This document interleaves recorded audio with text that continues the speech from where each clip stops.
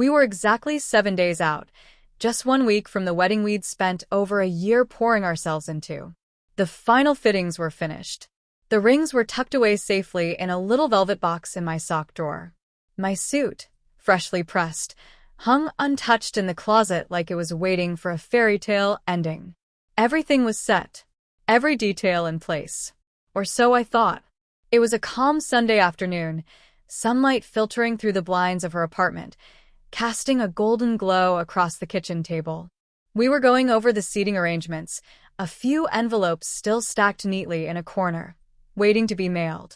I remember how peaceful it looked, how deceptively perfect that moment was. But she was quiet. Too quiet. Her laptop was open, but her fingers hadn't touched the keyboard in over 15 minutes. She was staring, not at the screen, but through it, like she was somewhere far away. "You okay?" I asked, keeping it light. She gave a small nod, eyes still averted. Something was off. I could feel it in the stillness between us, in the strange weight that suddenly filled the room. When I asked her again, gently pressing, she finally closed the laptop, pushed it away like it had become too heavy, and whispered, "I need to tell you something." Her voice trembled in a way I'd never heard before. My chest tightened. 1,000 thoughts hit me at once. Someone's sick. She lost her job. Her parents? A car accident? But when she looked up at me, I knew. "I've been thinking," she said slowly, carefully. "And I don't know if I'm ready. For the wedding. For marriage. I don't know if I can go through with it." I laughed, not because it was funny, but because it felt absurd.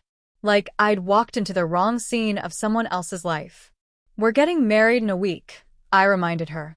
"You picked out the flowers yesterday." "I know," she whispered, "but something in me feels off. It's been there for a while."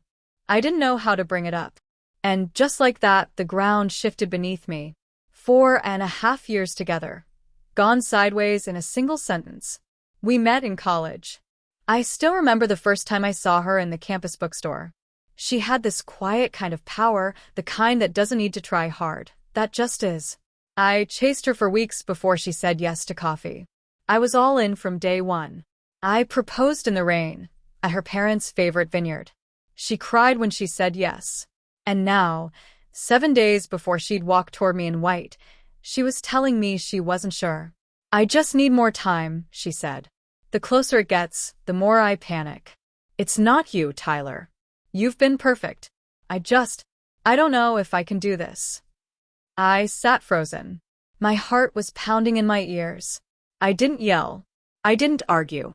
I just stared at her, wondering how long she'd been feeling this way. How many dinners, dress fittings, cake tastings, how many smiles had been forced through silent doubt. How long had I been loving someone who was already halfway out the door? Eventually, I stood up.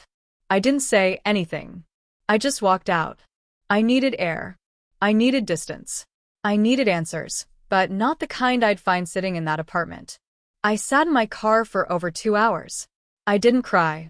I didn't scream. I just sat in the stillness, letting the shock settle in. The future I'd built in my mind, the home, the children, the growing old together, all of it suddenly vanished, like smoke in the wind. That night, I started canceling everything. The venue, the caterer, the band.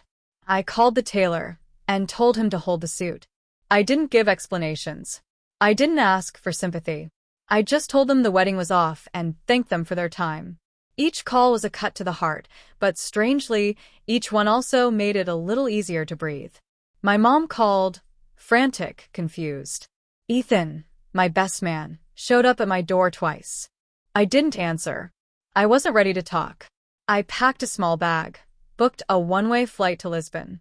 I didn't know why, only that I had to be far from everything we'd planned. Lisbon was beautiful, but nothing dulled the ache. Every street reminded me of what that week was supposed to be. We were supposed to be laughing over wine at the rehearsal dinner. We were supposed to be dancing under string lights, surrounded by friends. I was supposed to be waking up beside my wife, tangled in sheets, hungover and happy in a honeymoon suite. Instead, I wandered through unfamiliar streets, dined alone in cafes filled with strangers, and lay in hotel beds that smelled of someone else's life. I was hollow, Heartbroken. but also free. For the first time in years, I was responsible for no one's happiness but my own. No more planning. No more pretending. No more holding my breath, hoping she'd stay. I stayed in Lisbon for 4 days. Then took a train to Porto. Then crossed into Spain. My phone buzzed occasionally, missed calls, concern messages. And then one from her. Can we talk? I stared at that message for hours. Read it. Reread it. What could she possibly say that would change anything? Closure? An apology? A regret? Too late? I almost called her. Just to hear her voice again. Just to ask, when did you stop choosing me? But I didn't. Because deep down I already knew. Her silence that afternoon had been louder than any explanation. She had doubts. I had devotion. She hesitated. I made a decision. I blocked her number that night. It's been almost a year now. I never returned to her city. I sold the ring and used the money to keep traveling. I rebuilt my life slowly, quietly, without fanfare. And here's what I've learned. Love isn't just grand gestures and beautiful beginnings. It's the quiet decision to choose each other again and again, even when it's not easy. If someone shows you even once that they can't choose you completely, believe them. Don't beg. Don't chase. Let them go. Because one day someone will look at you and know instantly. They'll be sure. They'll stay. And you'll never have to wonder if they're ready.